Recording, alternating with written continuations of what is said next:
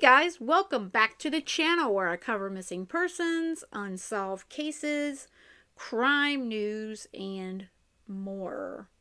Well, this is a big case here in the state of Florida. William Thomas Zeigler, who is really known as Tommy Zeigler, almost 50 years ago on December 24th of 1975, there was a quadruple murder that happened at his old furniture store in Winter Garden, Florida, and 4 individuals were murdered, and Tommy was shot and beat up as well. In 1976, Tommy was found guilty of this horrific crime, and I'm not the only one to believe that he has been wrongly convicted. He has been on death row since 1976 by a judge, which I believe was very, very biased. He already had personal opinions that he did not like Tommy, and there's also an instance, this is true, that there was a holdout juror in his criminal trial who decided that Tommy was not guilty, and the judge decided to contact this juror's doctor and ask her doctor to prescribe her Valium. And after she was given the Valium, within 2 to 3 hours, this juror changed her verdict to guilty. And that is just a bit of how much corruption and just dirty, dirty stuff that I believe happened, and it wrongly convicted an innocent man who has been on death row for almost 50 years. As of right now, Tommy is 80 years old. He was wheeled into the courtroom in a wheelchair. He's got oxygen. He weighs barely over 100 pounds from what I understand. He is very, very frail. He is not in good health. And he has been, dealing with pneumonia. He had COVID. This man has been fighting to stay alive, to be exonerated, to have this judge, who pretty much is his last chance to exonerate him, to say, hey, you know what? We don't think you did it. There is reasonable doubt to believe that Tommy Zeigler committed these horrific crimes in 1975. Now, there is limited video available from yesterday's hearing, the evidentiary hearing. Fox 35 here did have the pool camera yesterday. All the local stations, they rotate each day at the courthouse, from what I was told.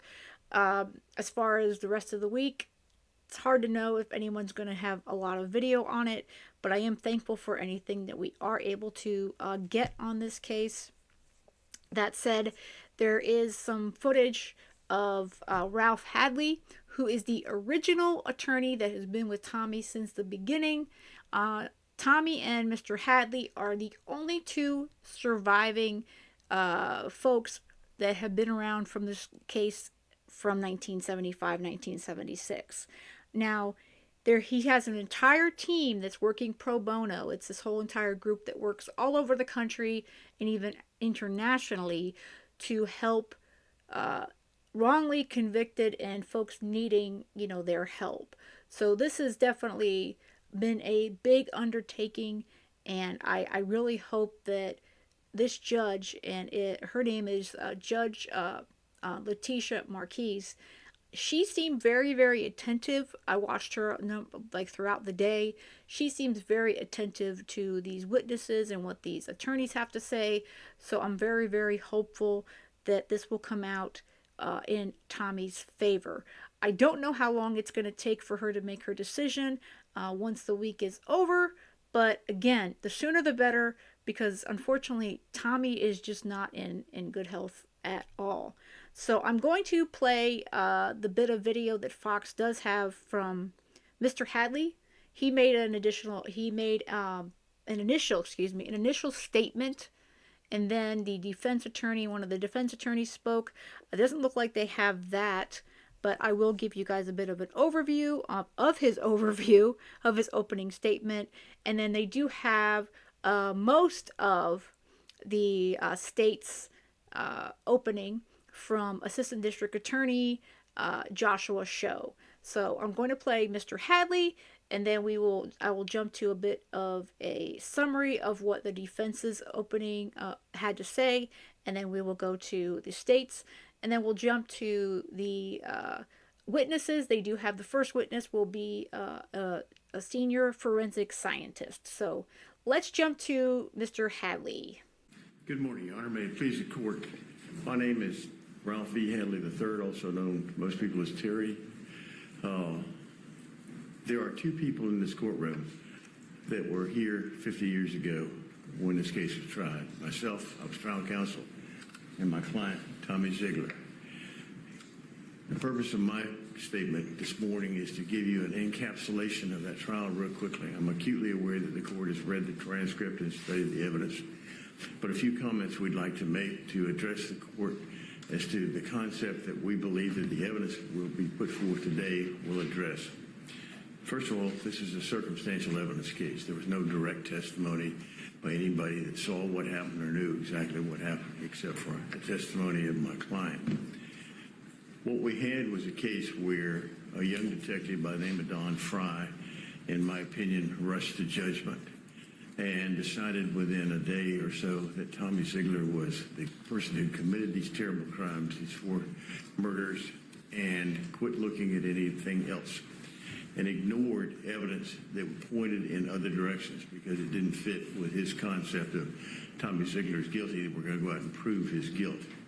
In a circumstantial evidence case, of course, it's required the state prove everything to the exclusion of the defendant. Unfortunately, because we had a young, inexperienced detective, he focused on one thing, proving Tommy Zeigler guilty. He ignored the evidence that indicated that it might be somebody else. Throughout our case, we believe that Tommy was a victim, not a perpetrator. And we think the evidence, had it been closely examined from the beginning by the state, would have shown otherwise. And that is things like, for instance, the key witness of the state was a gentleman by the name of Felton Thomas. Felton Thomas testified that he and Charlie Mays came to the store to pick up a television set and drove along the south side of the store and parked against a fence in the back of the store. The problem is, to drive alongside the store, you'd have to leap a 4-foot concrete block wall. There was no way to access where they parked from the storefront. Charlie Mays was a longtime customer of the store and knew that the parking was all out front. Instead, that night on Christmas Eve, he came around back through the motel, the Winter Garden Inn, and parked against a 6-foot chain link fence with no gate to enter into the property that was part of the Zeigler furniture store. Charlie Mays is 5'8". You don't go when you're 5'8", park in front of a fence that has no gate to pick up a television, perhaps something else in mind. This is the kind of evidence that was not investigated and followed up by the state during this to eliminate other things. So the question is, was Charlie Mays a victim or a perpetrator? We believe that the evidence that we will present tends to show along the line of a perpetrator. Was Tommy Zeigler guilty or innocent? We believe that the evidence that we will be presenting and my colleagues will be presenting show the other way, that Tommy Zeigler was an innocent man, and the circumstantial evidence proving his innocence was overlooked or ignored by the state. For example, the state insisted on shipping off all of the fingerprints to the FBI in Washington, D.C. The FBI expert came back and said, off all the guns and this kind of thing, no prints that can positively identify someone. Then Orange County, because they didn't get what they wanted, instructed that those prints be dissolved and thrown away, destroyed. The FBI expert said at trial, yes, they were destroyed, there was no positive identification. However, I could have used them to eliminate people. That is, I can't say it's your fingerprint, but I can tell you it's not your fingerprint. This was the kind of rush to judgment that we saw in this trial. During the trial itself, which lasted almost a month, and then the jury went out and stayed out for 3 days debating it. We had a hotly contested case with a judge whom I thought was prejudiced. That's my view as the defense counsel. But I'd never tried a case for almost a month where I had a single objection sustained by the court. Every objection overruled. And when the jury was out 3 days, there was a juror who was apparently a holdout. The judge, without consulting counsel or defense, at least as far as I know, arranged for Valen to be brought in and administered to this court to change her vote.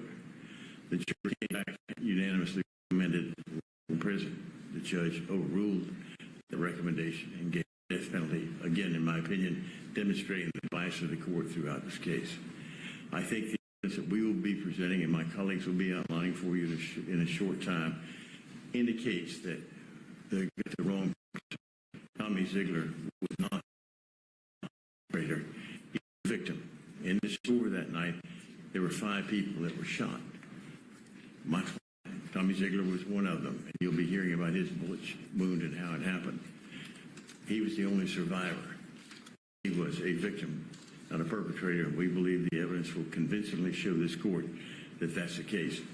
And I want to thank Your Honor for this 50 years I've been fighting this case, that we have finally gotten the chance to present this evidence to the court. And I'm very grateful, and I know Mr. Zeigler is, to this court for agreeing to hear our evidence and allow us to present it to you. Thank you, Your Honor. And after Hadley spoke a bit, the current defense team did their overview, their opening to the Judge Letitia Marquez. This group is a group of, I think that he said up to 9 or 10 different attorneys. I spoke with one of them yesterday. They are a organization that works all over the country and even internationally, from what I understand. And they help pro bono. They help folks that have been like wrongly accused and that sort of stuff. So definitely this has been a blessing for Tommy, for sure, in this case. Now, they went on to start with the opening, stating how the investigation was initially fundamentally flawed. It failed to comply with accepted standards for homicide investigations, that there were Brady violations, coaching of witnesses, poor methods and procedures were in processing, as well as the documents, and as well as the state failed to analyze blood samples found at the crime scene. So there are numerous issues that began from the moment that 911 was called and law enforcement arrived on the scene at Zeigler Furniture that evening. So the newly considered evidence, it's all DNA. So back in 1975 and 1976, none of this technology existed. So this gave Tommy a chance to finally, hopefully have a chance to show how, he's not guilty. He didn't do this horrific crime. That he didn't kill his wife, his in-laws, and the customer that was in the store as well, who I also think wasn't necessarily completely a customer, but we'll discuss that further as well. The attorney, in his opening, he discussed how the initial trial was a travesty of justice, as well as the judge on that trial. He was personally biased. He did not like Tommy. They had a personal problem. So he should have excused himself from this trial from the get-go. He should have never been the judge in this case. The judge also arranged for a holdout juror to be prescribed Valium from her family doctor. Yeah, so she was a holdout juror, and she said, no, he's not guilty. So the judge got her doctor to prescribe Valium, and within 2 or 3 hours after she received this Valium, she all of a sudden decided that Tommy was guilty. If that doesn't drive you like with many questions and going, that's not right, I don't know what to tell you. The juror obviously stated that he was innocent. There was that compromise verdict due to that. And then when the jury did come back with he was guilty, they stated that they should give Tommy life in prison.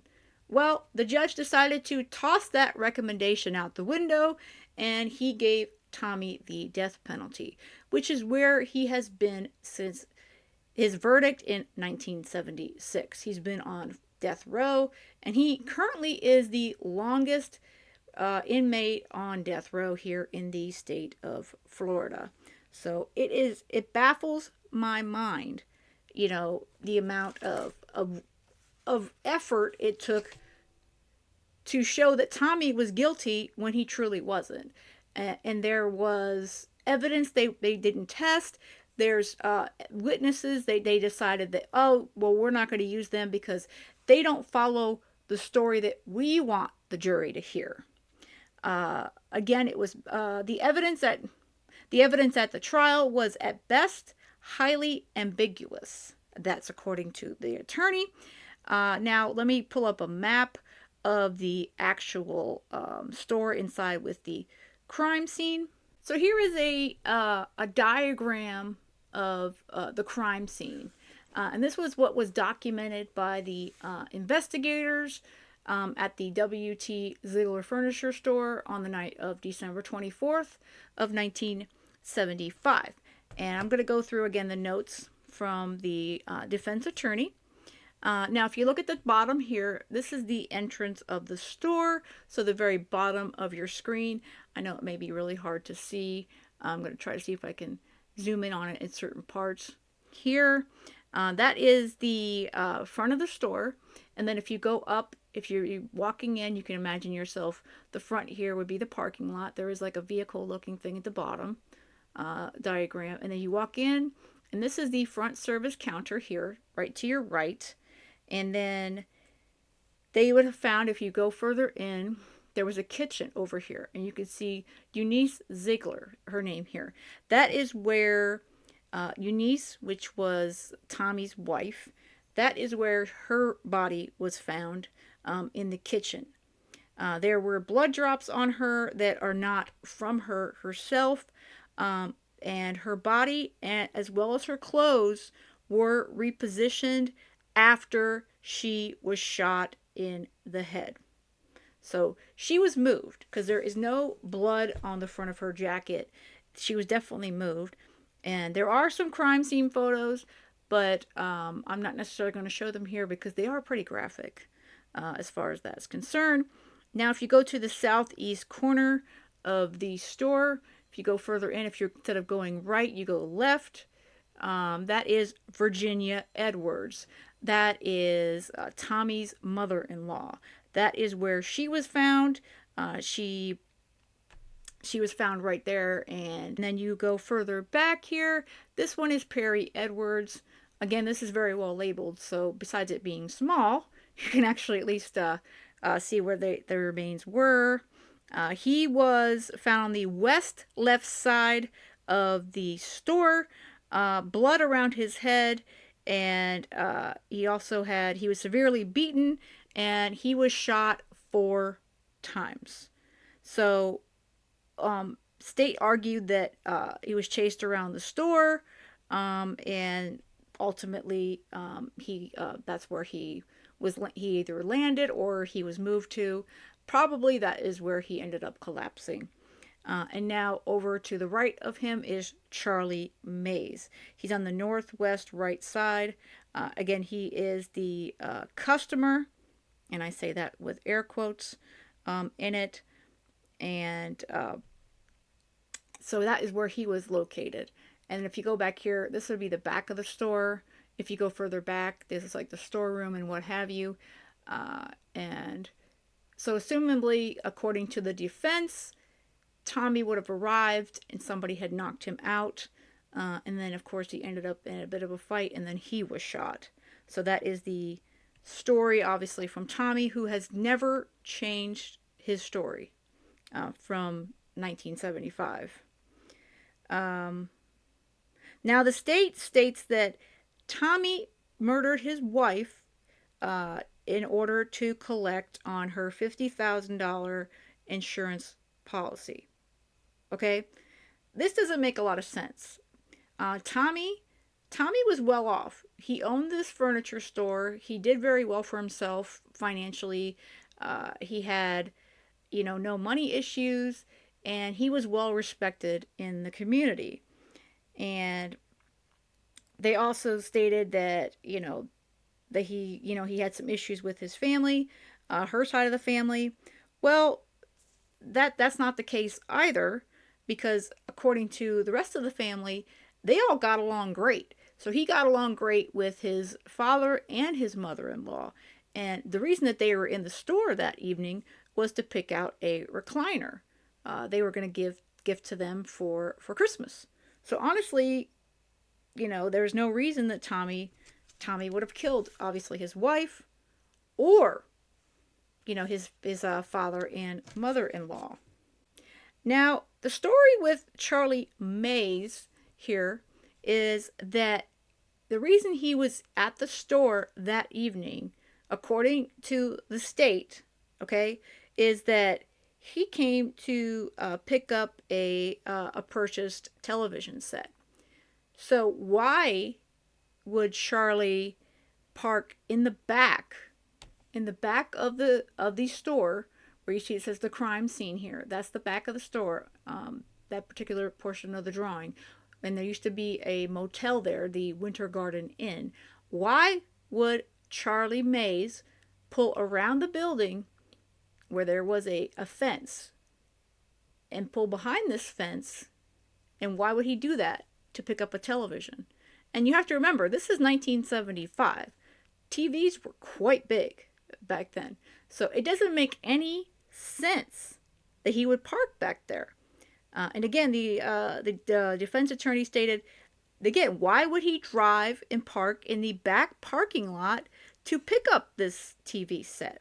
He parked near the old motel by this chain link fence. It's a 6-foot fence behind the Zeigler furniture store.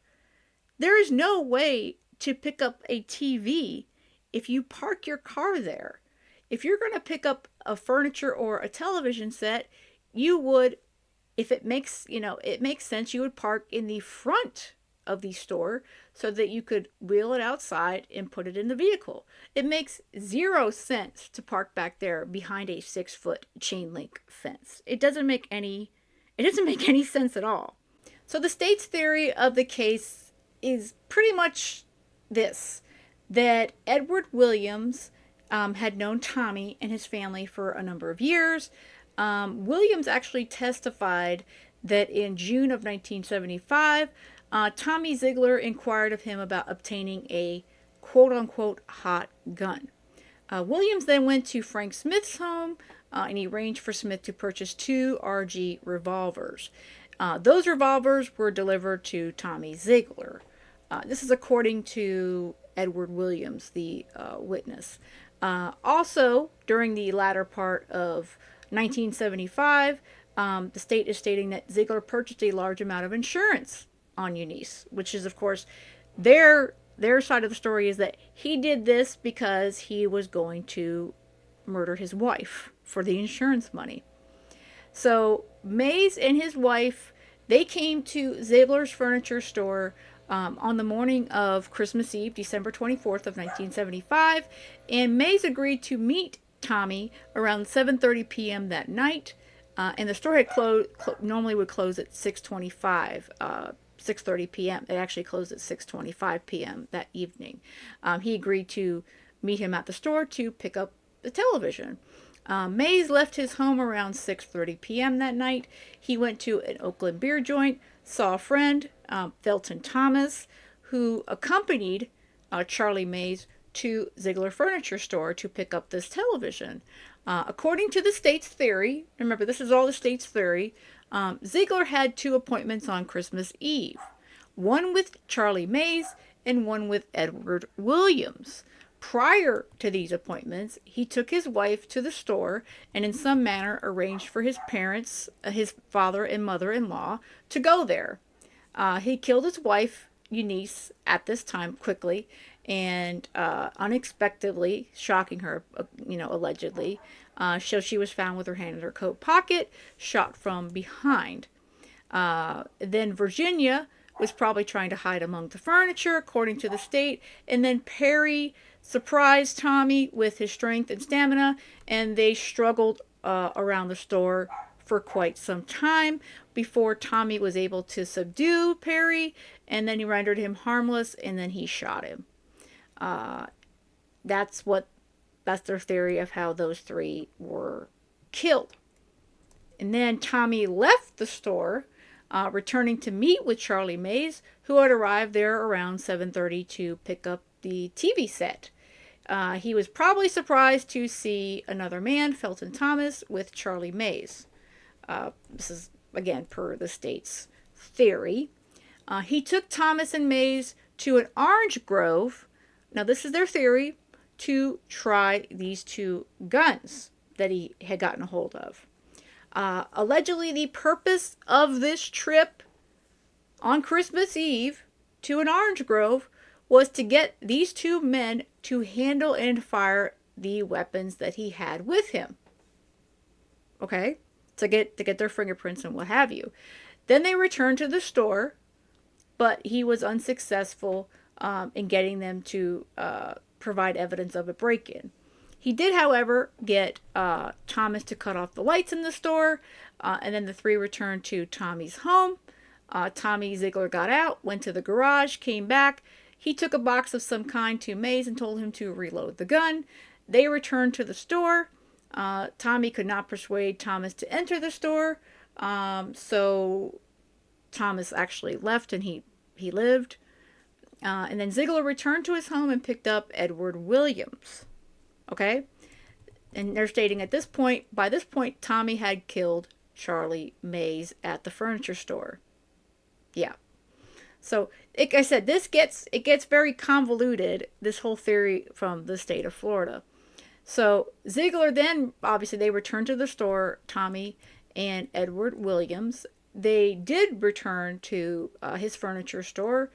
He was able to get Williams partially inside the back hallway.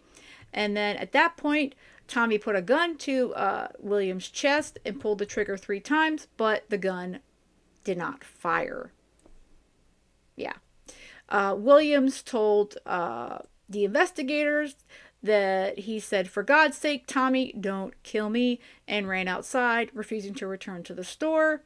And then at that point, Tommy wasn't able to get Williams into the store, so he became desperate and conceived the idea that he would appear uninvolved if he happened to be one of the victims.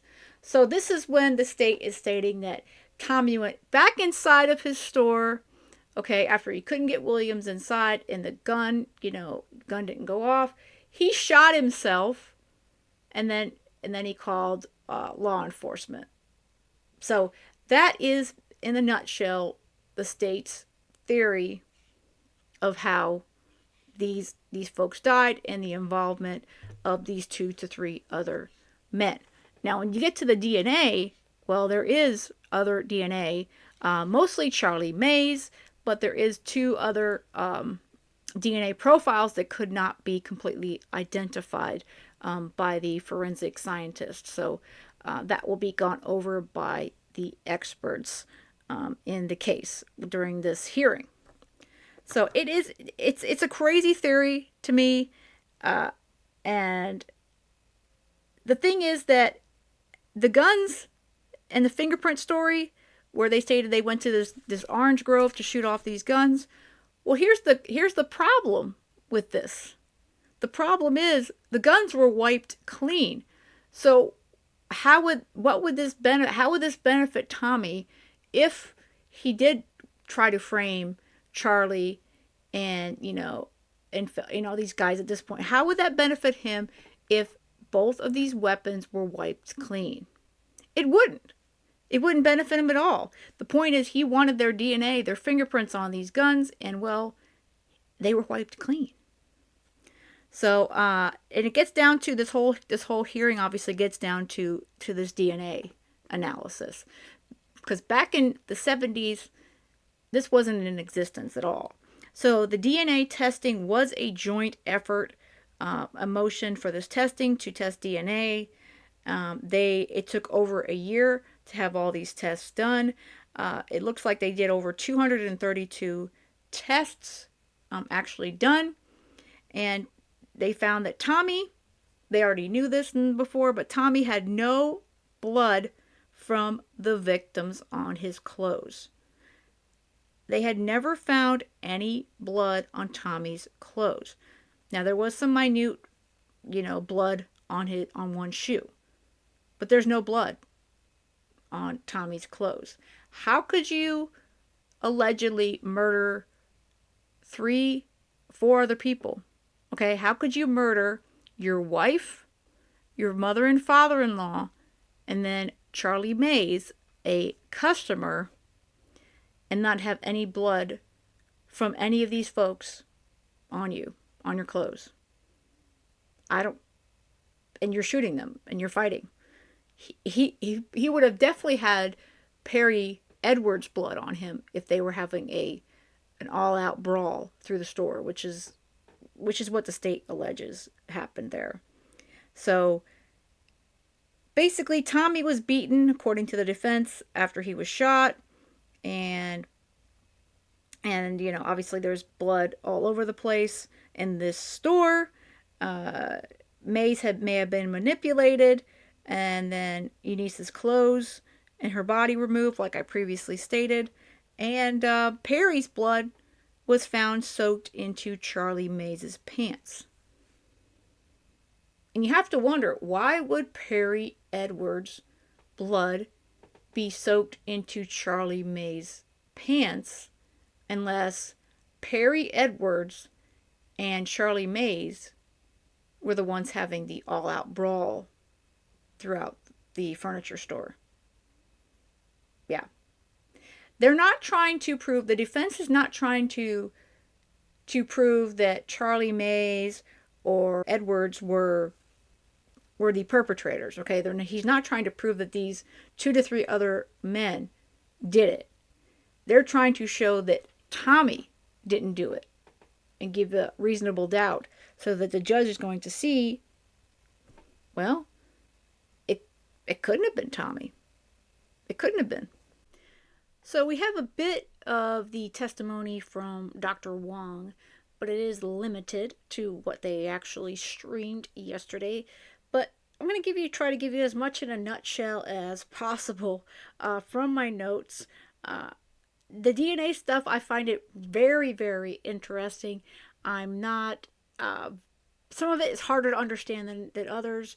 The 2 that were on the stand yesterday were Dr. Wong and then Kristen Hardy-Connell. Those were the 2 senior forensic scientists on the stand. So first was Dr. Wong that you saw there, and you can see on the screen. Dr. Wong spoke about, blood spatter, how it's energized blood in motion due to gravitation forces. So like if you got blood on your hand and you shook your hand, he spoke about how that could cause a spatter, on a surface. But there are a bit of, there's bit differences as far as that is concerned.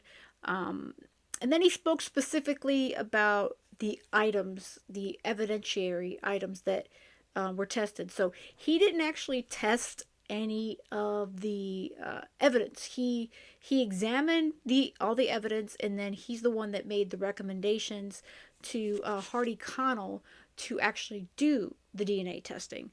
So she took over once he made his expert opinion and did his report. And both of them had quite hefty reports and addendums to all of their testings. So the first one he spoke about was Tommy's shoes. There was numerous spatters on the toe boxes, on the upper toe of the left shoe. The soles of Tommy's shoes had no blood, and there were foot impressions of blood observed on the floor nearby, and they were consistent with possibly Tommy's shoes, so that's not excluded. As far as that's concerned, there are some footprints that could be Tommy's, shoes, being that when he was initially knocked out and then he did get back up and have that struggle with Charlie Mays, that he may have stepped in blood. As far as Tommy's shirt is concerned, that was another item that he examined. There were several areas that were taken for testing, and there were 2 mm diameter blood spatters with larger blood stains observed on the left and right front of Tommy's shirt and the end of both of the sleeves. And there were also continuing of this blood down the front of the shirt. And then as far as there was an addendum to his report, so he had one report, like I said, and then there was a May 6th this year, there was an addendum where they added a green round pillow, which they discuss in more depth with Kristen Hardy Connell. That has to do with that round pillow. There were blood droplets, blood stains found in spatter on the sides and on the top of the pillow between 1 to 9 millimeters in size, and it was a diagonal. They were diagonally located. So that's what basically came out from the defense's speaking with Dr. Wong. And then Joshua Snow came up. He talked, he went on and on, of course, about how it could be confirmation bias, stating how the media, he kind of went off, in my opinion, on a little bit of a tangent there, but then he gets more to the meat of things, where he speaks about Virginia's clothing, the green jacket, in specifically how the collar area had no spatter in Dr. Wong's notes on the back, but no spatter was noted. And then the yellow blouse was also from Virginia, and Dr. Wong said he did not observe any spatter stains on that either, as far as on Virginia's shirt. And his job, basically, he explained to the state, was to provide blood spatter analysis and make recommendations on what he found to further examine for DNA. So again, he wasn't doing the actual testing. He was recommending that to the actual, for that actual testing. So when it comes down to the numbers, his initial report from April 2024 was 16 pages long. He examined 50 pieces of evidence, which obviously included the pieces I spoke of before. Then you had Anissa's jacket and coat, also that was saturated with bloodstains through the neck and the shoulder. There was transfer also on the front collar and front sleeves. Then you had Perry's dress shirt that was saturated with blood. Had some holes in the shirt. He wasn't sure if those were gunshots or from something else. And there were several small blood on areas of the shirt. And then Perry's brown necktie, and there was a torn label, like he explained, like where the back of the tie would go. And the front, there was blood stains and transfer blood stains on the back area of the tie. And glass fragments were also found on the back of the tie of Perry's tie. As far as Tommy's pants as well, the front areas were saturated with blood. The waist area and his thigh area of the pants were also had blood. Blood spatter on the zipper and front area of Tommy's pants. Blood on front parts of the pants as well. And the back of the right leg that that indicated that he may have been in a standing position. So these were basically stuff that Dr. Wong analyzed, and then he made his recommendations in his actual report to both the state and the defense team, because they were having calls as far as what to test and to move forward on. Coming back to the state, they were, concerned about blood spatter evidence, as far as, the reconstruction. And he was making sure and Dr. Wong was making sure to explain to Mr. Snow that he did not do a scene reconstruction, because that wasn't what he was asked to do. As far as further evidence that they discussed from Dr. Wong's report, they discussed Virginia's earrings.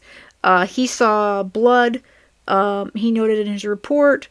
He had to go through his bench notes because some of the stuff did not end up in his report. So the state did ask him to look through his bench notes for further elaboration on what he actually saw during his examination of the evidence. He went through Virginia's slacks. There were blood stains on the slacks, but no blood spatter noted on her pants. Eunice's coat, that was saturated with blood droplets, but not spatter. Did have transfer blood And he also explained it can bleed into the fabric. So he kind of went through, spatter and transfer blood and that sort of stuff. Again, a lot of technical sort of stuff. The blouse, on Eunice's blouse, there was a small impact like spatters, 1 millimeter or less per his report, and they appeared to be from an apparent blood spatter. And he responded a lot to the assistant district attorney's questions. When he questioned him about what he had in his report, he used the word potentially quite a bit, because he didn't want to be nailed down on that this was, whether a yes or a no on it, because it potential. And you have to think, he didn't do any reconstruction, he didn't do the tests, and this is almost a 50-year-old case, so there's a lot of questions as far as that is concerned. Then they go through Eunice's shoes, possibly spatter on her shoes. As far as Charlie Mays is concerned, his sweatshirt had no spatter, but there were gunshot wounds, I guess, residue noted. Charlie's pants did have heavy stains on the front of the legs. No spatter identified on his pants, but evidence of a potential struggle and rip in Charlie Mays's pants, which would make sense because Tommy stated that he and Charlie did have a struggle. That's Tommy's story that he stuck to since the beginning. As far as going back to Perry's tie, there was a tie clip, and possible blood was located on the back of that tie clip. And then Tommy's shoes, they go back to the shoes again and discuss the shoes. Consistent with bloody footprints found in the store, and there was blood spatters on Tommy's shoes. But Tommy's shoes are the only location on Tommy's clothing or himself that had any sort of blood spatter. So when the state tries to say that Tommy had blood spatter on his clothing, that's just not the case. There was only blood spatter located on the shoes that Tommy was wearing. So, yeah. So that is definitely, something that these forensic, scientists were able to explain, that there was nothing else but spatter on the shoes. And right before Dr. Wong was excused from the stand, the judge had a question for him. In a nutshell, her question was that if he did any examination, any information did he have noted on exit wounds, and he said no, he didn't see any exit wounds on any of the evidence that he went through.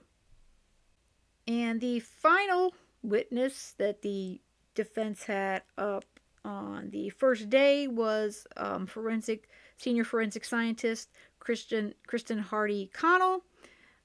She did like a lot of DNA analysis. She's the one that did all the testing. Once Dr. Wong, decided, he went through and said this is what we would test, this portion. So she kind of did some explaining about some things. And then looking through my notes, she said the best places to get DNA is from saliva, semen, and blood. So that's where they usually will look for on items to get the best DNA evidence as far as for testing. And they use a 4-step process to analyze DNA. And then they use a genetic analyzer that helps interpret their results. And as far as with known references is compared, and they use a machine called a STR mix. It's a statistical software tool. It develops a profile. This was first used a STR mix is a statistical software tool that she used, which is commonly used. This software develops a profile, and it was first used about 2015, but it was not validated for use until 2017. So it's like a STR mix. She references that constantly during her testimony. So then she goes on to explain about major contributors, meaning if she notes a major contributor, it means that that's the most DNA. So they could have a major contributor and then a minor contributor. And it does get a little hairy because I had a hard time following it. But so a major contributor would be obviously the most blood or saliva or semen, whatever the testing tool found. That would mean that that would be the most major contributor to that DNA, what they found for that DNA sample. And they do examine one item at a time. And she did explain that gloves, she uses a glove.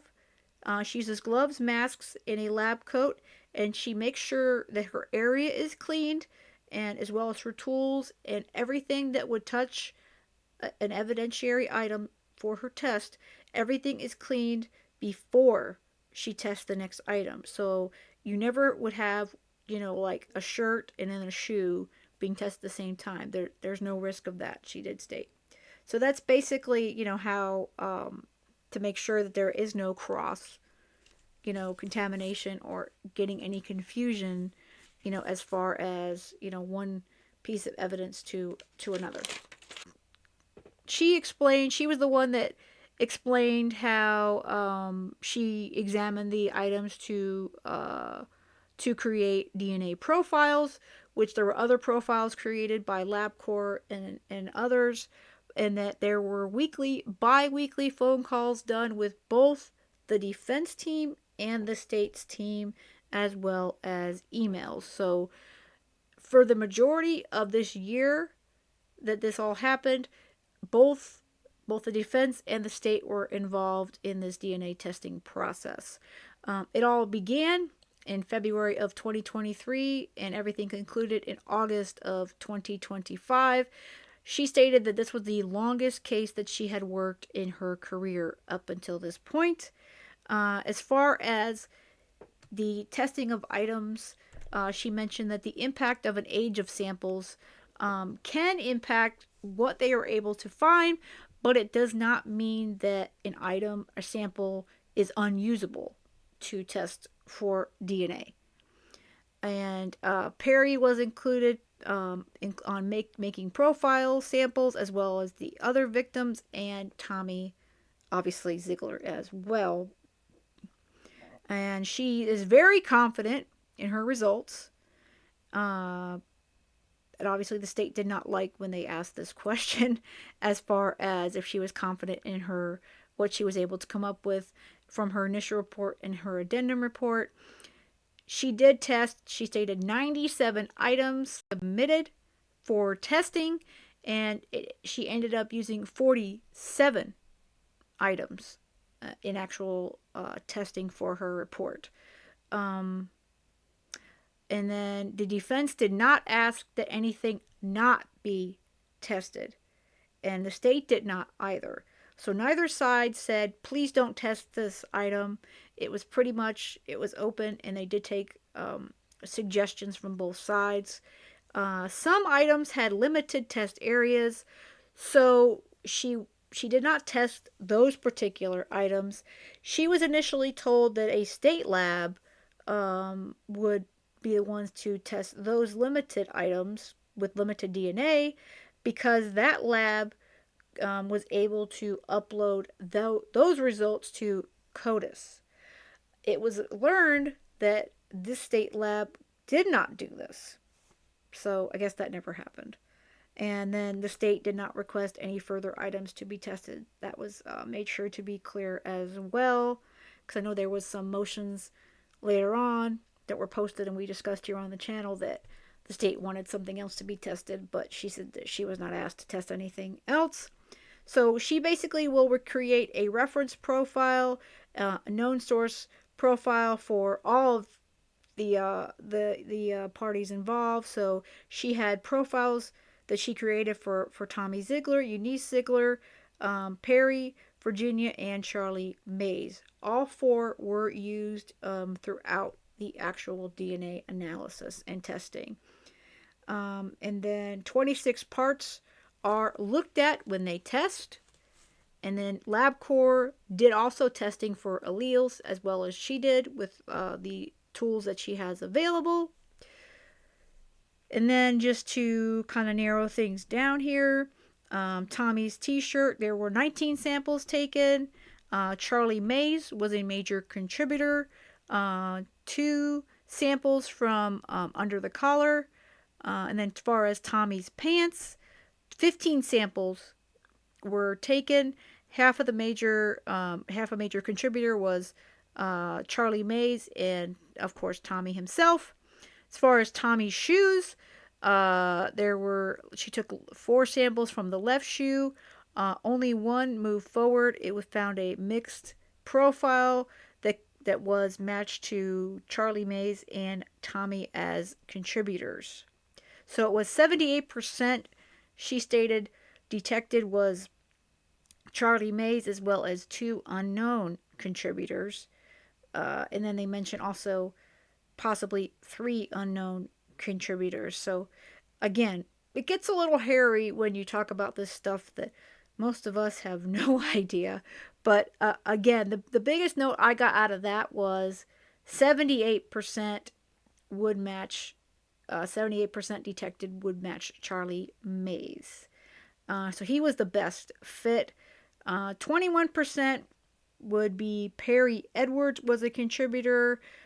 She stated very likely Charlie Mays is a contributor to the blood on the toe box of Tommy's shoe, the right shoe, and the black rubber portion of the instep step. Nearly 100% contributor was from Charlie Mays. And then you see a total of 8 samples were taken from the shoes. 3 moved forward from both of Tommy's shoes. As far as Tommy's socks, 5 samples, blood in all the samples. The major contributor was Charlie Mays. Of all the clothes, 47 samples were taken from Tommy. None of those samples contain Eunice, Virginia, and they didn't have any samples, and there was a very little of a contributor from Perry Edwards, as far as that is concerned. And then we jump to Eunice's clothing. She took 21 samples from her clothing, including the coat, socks, shoes, and pants. Pants collected. She detected Eunice or Perry DNA on Eunice's pants. The coat, it broke it down to a DNA profile, was Eunice. 3 samples were from Perry. Touch DNA from the coat taken, major contributor was Eunice herself. 4 DNA samples on the left cuff. So 93% detected would match Eunice, as well as 2 other individuals. Now, this is where there was some sort of a cross contamination that happened, and she can't really explain how it happened. And it's really odd because if she's wearing gloves, a mask, everything is, very, clean and protected, somehow her DNA, Hardy Connell's DNA, ended up in the mix from Eunice's coat. And again, she says it can happen, but it's not common, and it's a very strange thing.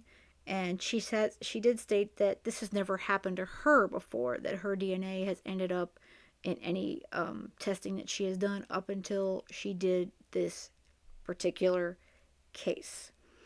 And then the right pocket from Eunice's jacket was a mixed DNA profile. One of the 3 is male.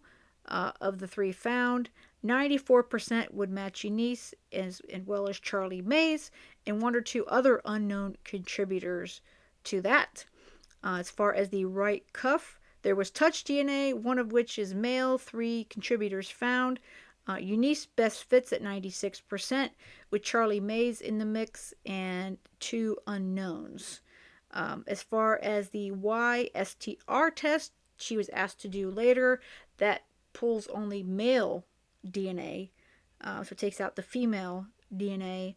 That focuses again on the male DNA. It can help narrow down as far as the testings. 2 profiles, 1 individual was found, other is a mix. She stated that it's a single source. It matched to Mays and paternal relatives. So likely it was Perry Edwards, because that he could not be excluded from that particular finding.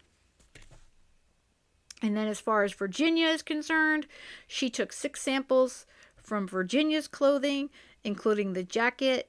That moved forward, and all tested for blood. Not all moved forward, as far as that is concerned.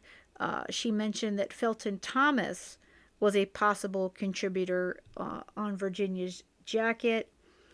And then there were, I did not get the number of the sample she took from Perry. I missed that number. But she did take samples that were used for her testing from Perry Edwards, and that would include his fingernail clippings, pants, shoes, and his shirt. The main that she found was Perry himself, and then Charlie Mays. So Charlie Mays, she took samples from his sweatshirt, his underwear, his t-shirt, and his pants. Major contributor to Charlie Mays's DNA findings was Charlie Mays, and then the other contributor would be Perry. As far as Charlie Mays's pants, 14 samples were tested from that. And lastly, she tested a round green pillow. The major contributor to the blood found on that pillow was Perry Edwards. So 97 items were received for testing, and only 39 were finally used. And the number of samples collected, 232. Yeah. So a lot of stuff going on. Hopefully, my explanations a bit from my notes is not too unclear.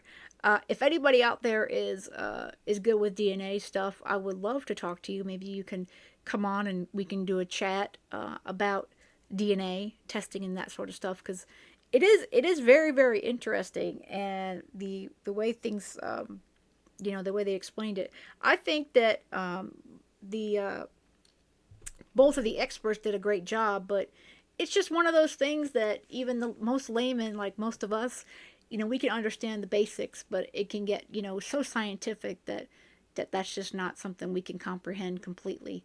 And that's why the attorneys don't either. But again, there was a lot discussed in the first day. A lot was gone over, and I'm hearing that day 2, it was about a half a day, if that. So I'll see what I can find out about that. But I'm glad that Tommy is getting, like I said, this opportunity, because, again, there's a lot of questions. And whether or not, you're sure, you have to admit, DNA, it doesn't lie. Like I have in the front of my page here all the time, you guys, on the left above my photo. People lie, evidence doesn't. And those of you that might say, well, evidence could be altered or changed. Well, that's because people get involved with that. But if the evidence is not doctored or altered, which is of course illegal, then the evidence shows the truth. So this DNA, evidence, whether it's there or not, should show whether or not Tommy was the perpetrator. And I think it does. I think it shows that Tommy, he was just another victim, which is what he has claimed from the beginning. All right, guys, I hope you have a great rest of the day. If you haven't hit that thumbs up button, I would really appreciate it on your way out. And of course, let me know your thoughts in the comments. With that said, I hope you have a great rest of the day. And most of all, stay safe.